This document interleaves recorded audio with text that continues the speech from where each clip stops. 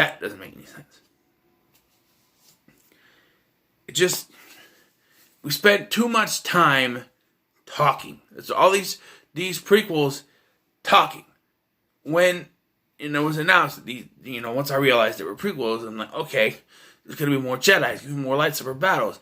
But all these prequels do most of the time is talk about the Senate and trade negotiations, and the Jedi are not sent to kill the Trade Federation. They're sent to talk to them. They're only forced to act when the Trade Federation tries to kill them. It's all about talking. The action doesn't get going until they realize they can't talk their way out of it. But then they still keep talking. Because they gotta go to war, but we need help. So we gotta go to the Gungans. Well, we need to talk to them and persuade them to help us fight. Oh, we go to war. Fine. And the final act of this film is great. Even the fight, with Darth Maul and Duel of the Fates comes on. It's great. But then he gets cut in half by Obi-Wan because he's angry. He's throwing a fit because his master was killed, basically. I don't know. For me, the best in the original trilogy, in the sequel trilogy, I should say, is number 8, Revenge of the Sith. Yes, there's talking. But for me, the talking in this one doesn't diminish the film like the other ones.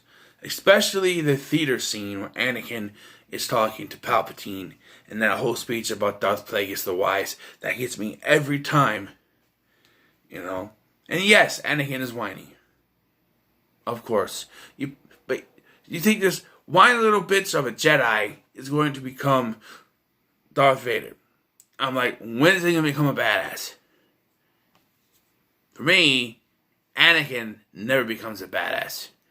Not until he is burnt to a crisp and becomes Darth Vader. Then that's the badass. Minus the no at the end. And this whole thing with Anakin was handled completely wrong. George Lucas didn't know what he was doing.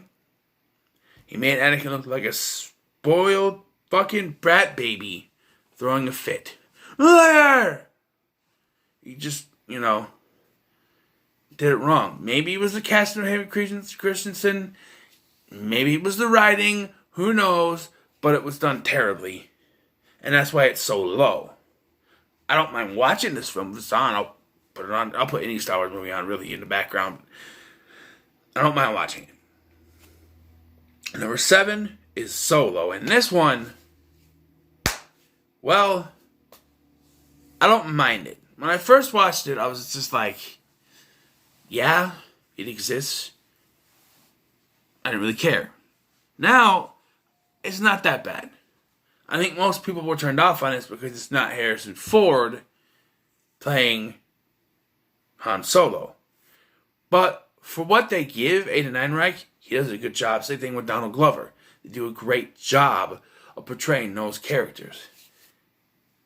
But the rest of the story kind of goes off in the direction they set up the sequel, which is never going to happen. Because to be honest, no one was interested in this. If it's not Harrison Ford, it's not Han Solo, and no one's going to be interested in it. Will I watch it again? Sure. I'm going to put something on in the background while I'm doing dishes or cleaning my apartment. Sure. It's not a bad film by any means. It's the best spin-off film so far. It's probably the last spin-off film so far. But, it's decent. I don't like how they did Han Solo's name. Oh, Han. I usually do things solo. Han Solo! That's just stupid. Number 6 is The Last Jedi. Now, I didn't have too many problems with this. Yes, I saw some of the flaws. The whole, like I said in my review for the Rise of Skywalker, the whole section where they go to that planet to find the hacker. They don't get the hacker, they get someone else, and he betrays them anyway, and they don't even get to do what they planned on doing. It just, the whole subplot didn't matter anyway, other than showing us future Jedi, which we don't come back to in Rise of Skywalker, by the way. I forgot to mention that. And some of the decisions that Rian Johnson did with this film, whether or not it was his fault or J.J. Abrams, or they had it planned all the time, which I don't believe they did, making a whole thing about bringing that lightsaber to Luke and he just throwing it away. Or saying that, making a big deal about who Rey's parents were in the first one, and then just saying they're nobody in this one, whether it was course correction in Rise of Skywalker or not. Maybe they meant to do it. I don't know. To me, that brings the film down for me. And I don't think it's as bad as everyone says it is. I can have a good time with it. It's fine. Just not the best. Number 6. Number 5 is The Force Awakens. Now, before you start judging me, say, wait a minute. Force Awakens is clearly the best of the sequel trilogy. Well, yes and no. Yes, it's a good film. And it was the best until this one came out. And while I did list my problems with this new one, I thought about it while trying to do this list. And originally I was going to put this at number 4. But I thought about it. And a lot of people have said this is a rehash of A New Hope. And you're going to question this again when I tell you where I put A New Hope. But for me, the rehash stuff, which you can kind of put in I think at the top of my head, people meeting up with each other, having the droid be an important part of this, a Darth Vader-like character going after them, stuff like that. Doesn't diminish the film. I actually really like this film, and I really enjoyed watching it on my previous watch. I don't have a problem with any of these three. Not really. I mean, minor problems here and there, but for me, what kind of brings it down is the ending. We were promised Luke Skywalker, Han Solo, and Princess Leia were all coming back. Hell, Mark Hamill even has a prominent, starring credit. But he's in a minute of the film. And that to me, I knew once we got halfway through and there was no Luke, and they were like, we have to find Luke Skywalker. As soon as they said, it's the map to find Luke Skywalker, I'm like, he's not going to show up till the end. And right away, that was a negative for me, because I'm just like, Luke Skywalker is my all-time favorite character of the series. Growing up, I was like him. I had a sister. I have a brother now too, but at the time, it was just me and my sister. So I had a sister. He had a sister. That sort of thing. It was, Luke Skywalker is my all-time favorite character. And that's another reason why The Last Jedi kind of went down, when they killed off Luke. But I've understanding now, probably would have been lower in this list, but I understand now why they did it. And no one connected with the Force is actually dead. The Force ghosts, stuff like that. So that's why it never really pissed me off that much. But the fact that he's in most of The Last Jedi, which is why it probably should have been up higher, but I can't force myself to put it higher than Force Awakens. So because of that ending, it's gotta be number 5. Number 4 is The Rise of Skywalker. Well, you said in your Rise of Skywalker ending review that the ending ruined it for you. It did. But Luke being only at the end of Force Awakens was more of a disappointment than this one, because I saw this coming. When she says her last name is Skywalker, even though it's not, I saw it coming. As soon as they asked Rey who, I'm like, don't say it. You're going to say it, but don't say it. Rey Skywalker. No. Well, I didn't do that. I just sat there thinking about it. But it's neither near nor there. It is a good film. It's the best of the whether you believe it or not, it's the best of the sequel trilogy. Alright? We finally have all our heroes together instead of being separated. We're on one connected quest, despite the fact that Rey abandons. That was another thing I didn't like, is that she's so headstrong and she doesn't listen. She could have died. Like, oh, the waves are too powerful, it's too dangerous, we gotta take it. She goes out there anyway, because she needs to get this thing. And the one thing I didn't mention in my review, and I'll mention now, is this thing they gotta find, right? So important. Kylo Ren destroys it just by going psh, with his hands. And it's like, oh shit, they needed that. But then you remember, oh, they said there were two of them, and it's just already on Kylo Ren's ship anyway. Why didn't he destroy that one? Forgot to mention that in my last night review. I thought I'd put it here. But that's another thing. He's just kind of like, why didn't they mention that? He had it already. Doesn't make any sense. But for me, yeah, it is the best of the sequel trilogy. Have some problems with it, but you don't have a problem. You don't have any problems with the movie. You gotta think about what you're trying to say. So, top 3 now. And this one is going to get me a lot of flack because a lot of people put this as number 1, but I've never seen it. Yes, it introduces Yoda. Yes, it has the great fight and the quote, "No, I am your father." But for me, it's not the best of the original trilogy. I've never enjoyed this as much as the other two, and that is The Empire Strikes Back. I'm sorry.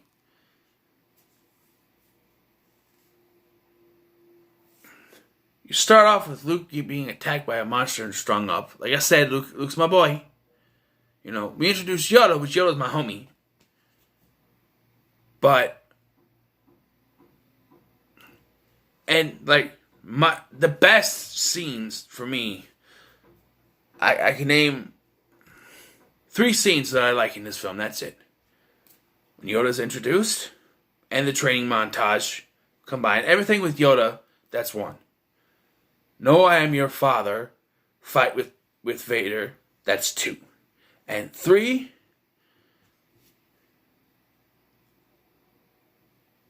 the mouth cave scene. Where they go in a cave, but it's actually a mouth, and there's creatures in there, and they have to get out, and the thing comes out. I love that. That's in this one, right? I think it's in this one. I think it is, isn't it? If it's not, then there's only 2 things I like about this film, which makes it worse. I've never thought of this as one of my favorites. And everybody says, oh, it's the best Star Wars movie. The Empire Strikes Back is this and that, and that. And the ending makes it better. I don't like the ending. Han Solo goes to see a guy who's his friend. The guy's a scoundrel, he betrays him, only to then turn on who he betrayed them for to help them, and Han Solo gets frozen in carbonite and taken away.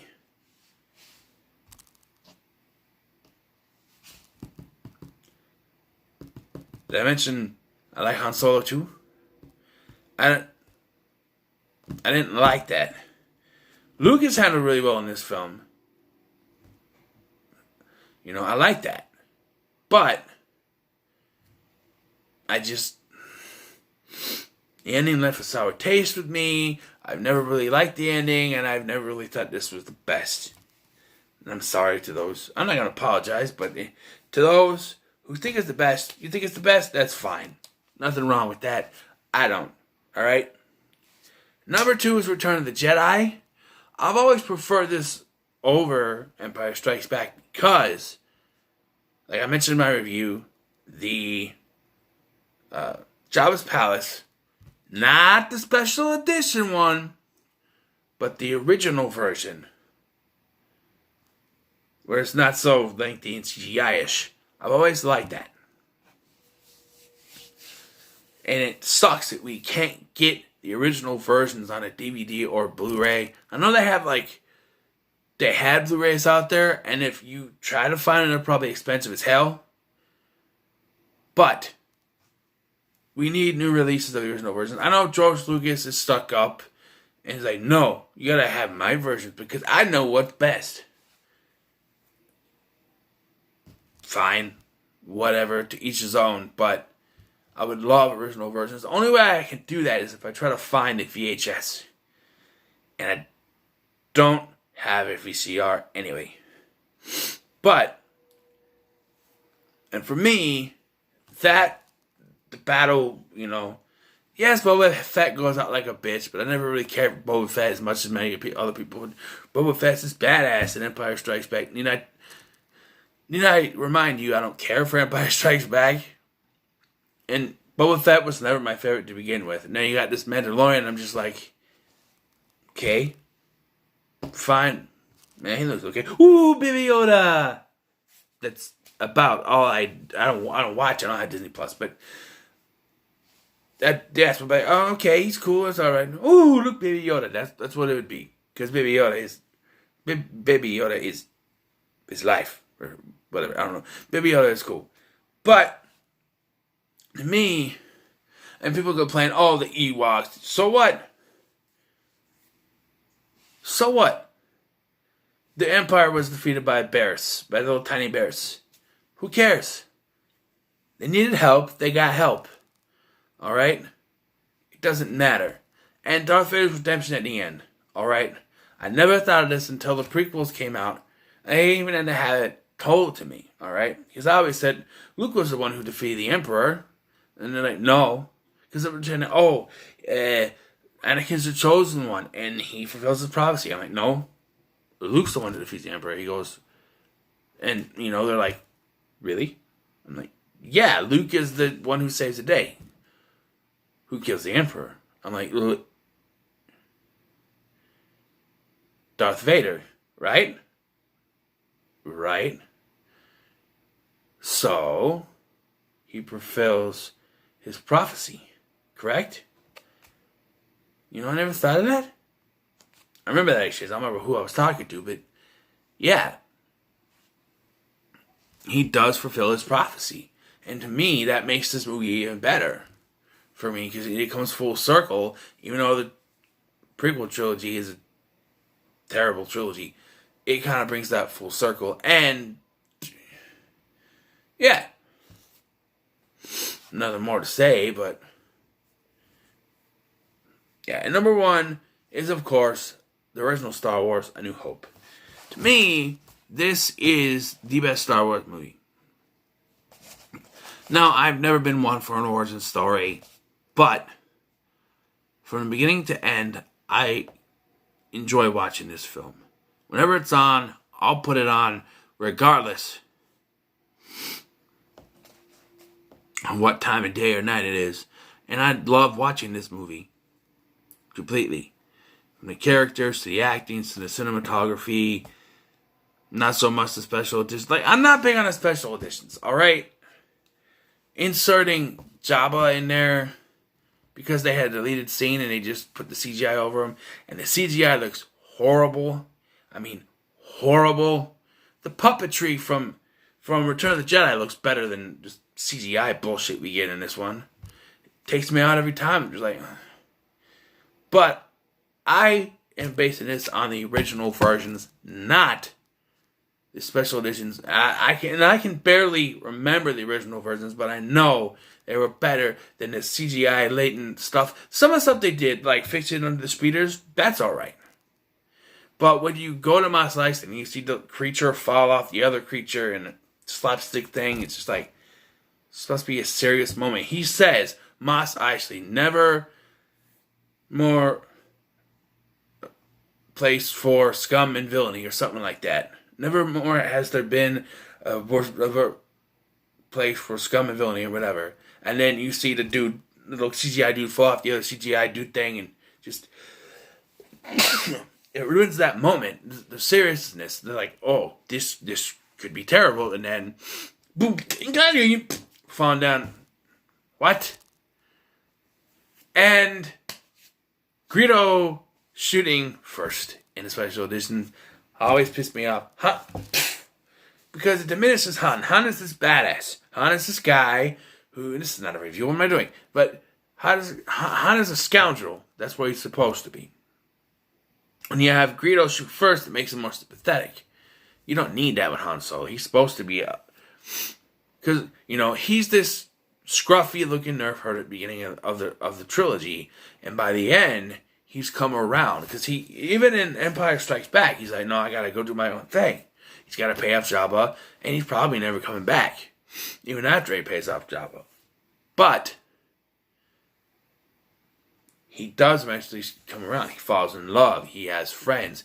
He comes around, and it's full circle. You have Greedo shoot first, then where's the arc? Oh, he doesn't shoot first. He's not ruthless. Make him ruthless.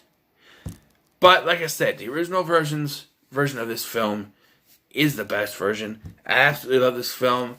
Can't get enough of it. New Hope's #1. So, guys, what are your thoughts on my ranking of the Star Wars films? What's your little Star Wars ranking? Let me know in the comments below. Remember to like, share, subscribe, and may the Force be with you.